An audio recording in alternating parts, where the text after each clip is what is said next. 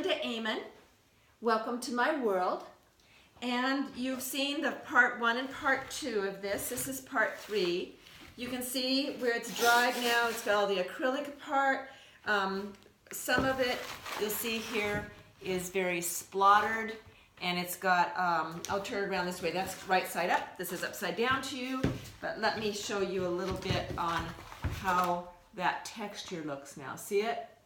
So what I'm going to do next is I'm going to do some experimentation, and I'm going to take and do some opaque and semi-opaque methods to this. I'm using M. Graham's Anthraquinone Blue, a heavy body acrylic, and I'm getting the viscosity changed by using the gloss medium varnish, never matte, gloss medium varnish instead of just water. That'll keep the properties of the paint better. So I've mixed up some of that over here, and I'm going to do some of it with that as a transparent wash to keep some of these little speckles open. And then I'm also going to use some white gesso, and that's going to opaque it. And I'm going to put some in my palette here, in my butcher tray. And as I work that in, the idea is that I'll have some of the areas here that are transparent, and then other areas that will be more opaque, bluish white, and the others will be just the blue. So here we go.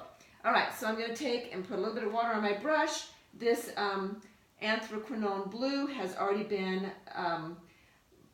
thinned with using the gloss medium.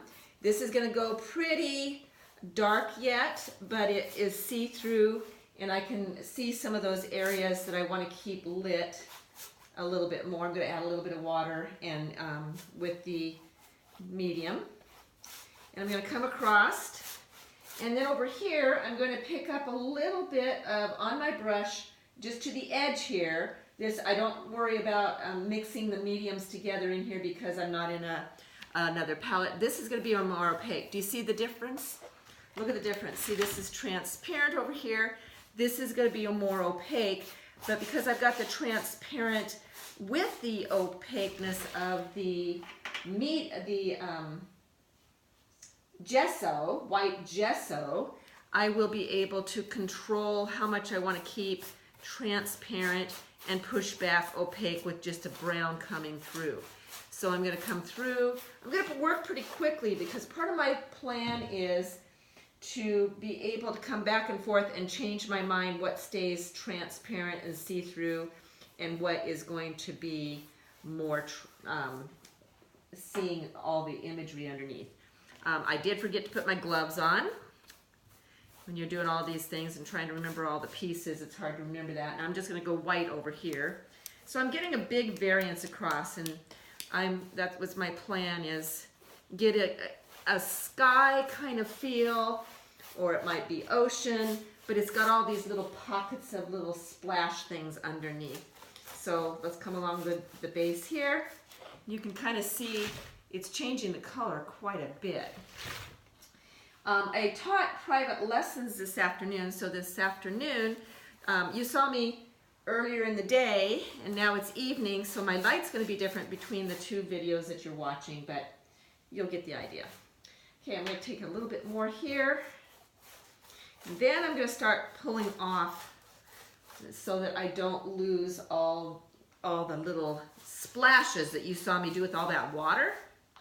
You saw me do all that stuff, and so I want to be able to pull back some of the peek through of that. And it's always kind of risky because you got to work quick, and yet the acrylic is doing its job of having the,